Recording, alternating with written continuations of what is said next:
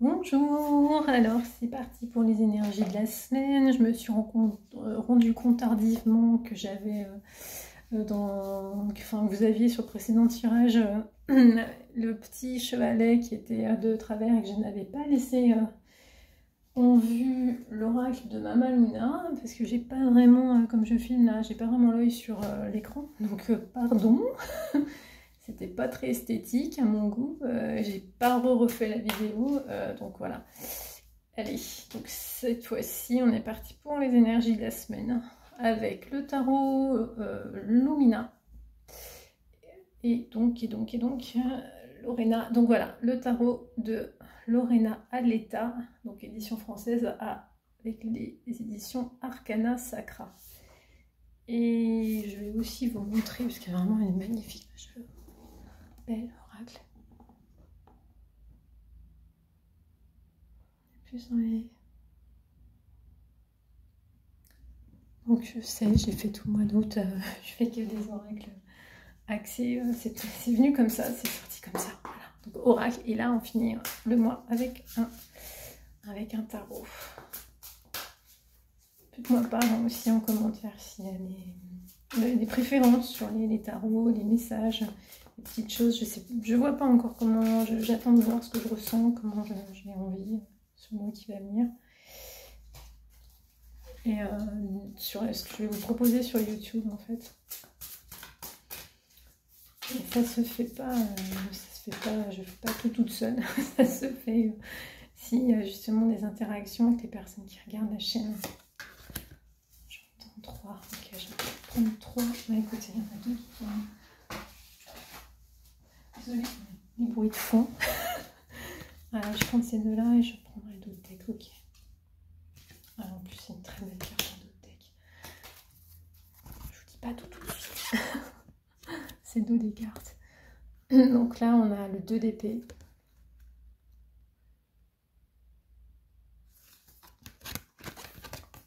Ouais, c'est vraiment... je pense que là, tout le monde va être au taquet pour la rentrée. La reine de bâton.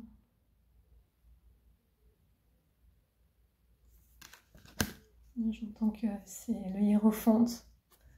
Consultant, consultante. Je pense que là, c'est vraiment... On avait en d'autres decks la force. Donc là, il y a vraiment les mots réalisation. Il y a vraiment des choses qui vont se mettre en place.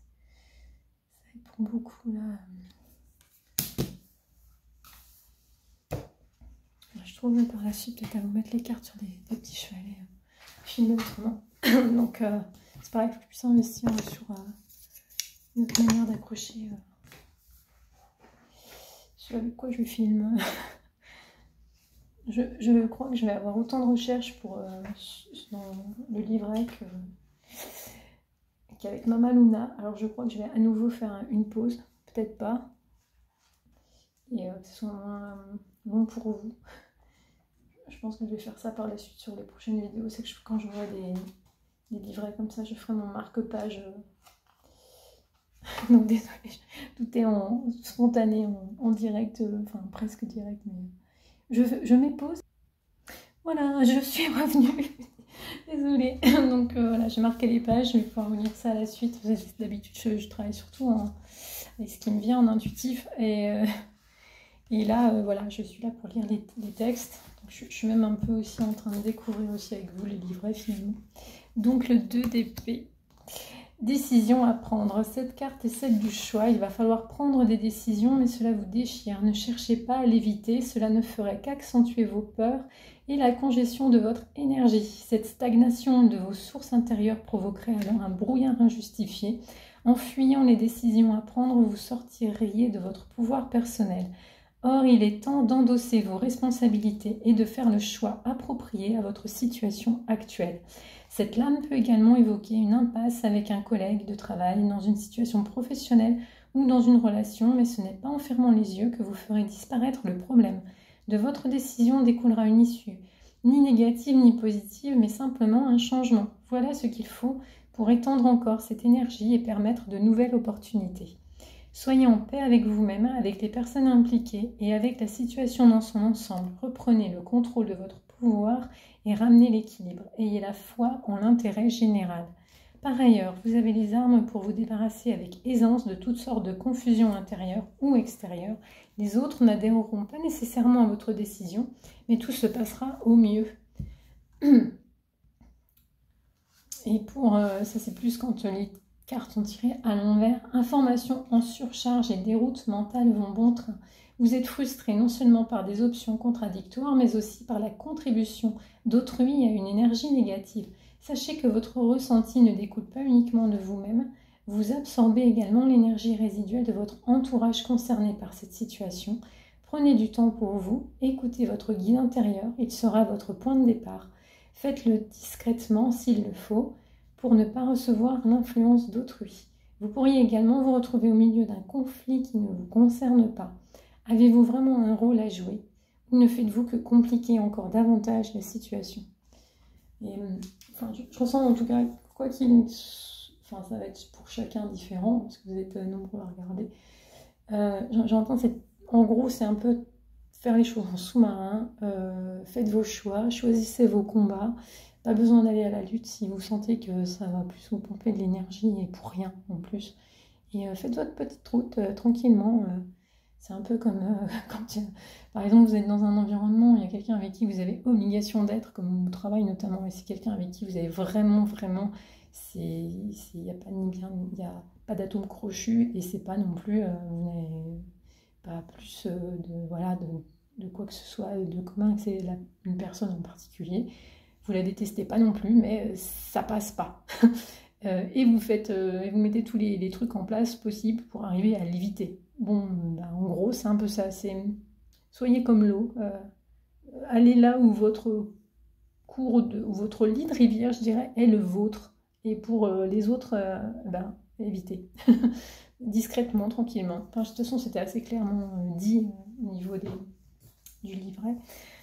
Enfin, j'avais ça qui me venait, donc voilà. Et après, nous avons la reine de bâton, ce qui prouve bien que vous avez tout le potentiel pour pouvoir faire en sorte que tout se passe bien et effectuer les changements qui vous seront bénéfiques. Reine de bâton, potentiel sans limite. Le chef naturel et radieux caché en vous ne demande qu'à sortir. Il est certains sujets et passions qui vous sont chers, vous êtes appelé à les exprimer tout haut et à les mettre en pratique. Reconnaissez votre potentiel sans limite. Vous êtes capable d'accomplir tout ce que vous voulez. Alignez-vous avec votre vision et votre intention et foncez. Votre exemple entraînera la curiosité et l'intrigue de ceux présents dans votre sillage. Au travers de vos actes, vous encouragez les autres à prendre du recul sur eux-mêmes et sur ce vers quoi les guide leur fort intérieur. Votre vision, votre détermination et votre positivité, toujours intactes, malgré les défis de la vie, encouragent les autres à venir chercher votre soutien quand ils en ressentent le besoin. Vous mêlez avec brio réalisme et optimisme, inspirez la confiance des autres et cela participe à nourrir votre confiance en vous. La reine de bâton peut être une femme influente et forte de votre entourage ou peut vous appeler à reconnaître la reine en vous. Une femme prête à tous les risques au nom de la passion, poussée à opérer un changement drastique ou à accomplir un rêve. Une femme indépendante qui vit selon ses propres règles et parvient à remplir son quotidien de réussite et d'abondance. Pour les questionnements donc intérieurs, face obscure, avez-vous récemment perdu confiance, récoltant de fait un sentiment de colère, de frustration, voire d'agressivité envers les autres? Si vous avez souffert d'imprévus, il est important que vous le perceviez comme autant d'opportunités au lieu de vous complaire dans les lamentations. Retrouvez votre équilibre au travers d'activités qui vous comblent et vous reconnectent à votre moi. Cette lame peut également venir à vous avertir que quelqu'un de votre entourage est jaloux ou amer et se montre brutal à votre égard. La reine de bâton peut se révéler obstinée au point d'être rigide et têtue, provoquant l'inflexibilité pas seulement dans le monde extérieur mais aussi en elle-même.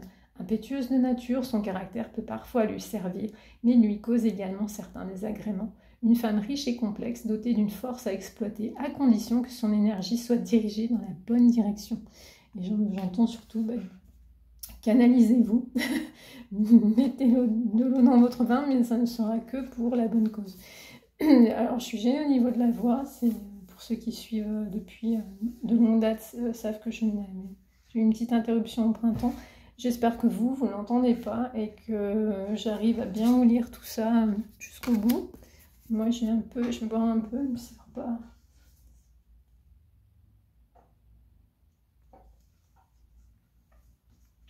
Donc, on passe à la carte suivante, le hiérophante. une autorité directrice. L'hiérophante est le symbole de l'autorité hors des structures traditionnelles. Il invite bien souvent à la sagesse et à l'exploration de pratiques ésotériques et spirituelles. Il peut également encourager des choix de vie alternatifs ou un éloignement notable de certaines certitudes qui ont pu vous enfermer dans une vie qui n'est pas la vôtre. Si vous avez suivi des chemins trop balisés, un sentiment de vide et d'insatisfaction a pu vous étreindre. Suivez la curiosité qui émerge en vous, cette énergie nouvelle à exploiter et comprendre. De précieux conseils vous parviendront d'un mentor ou d'un modèle qui a parcouru et vécu le chemin que vous convoitez.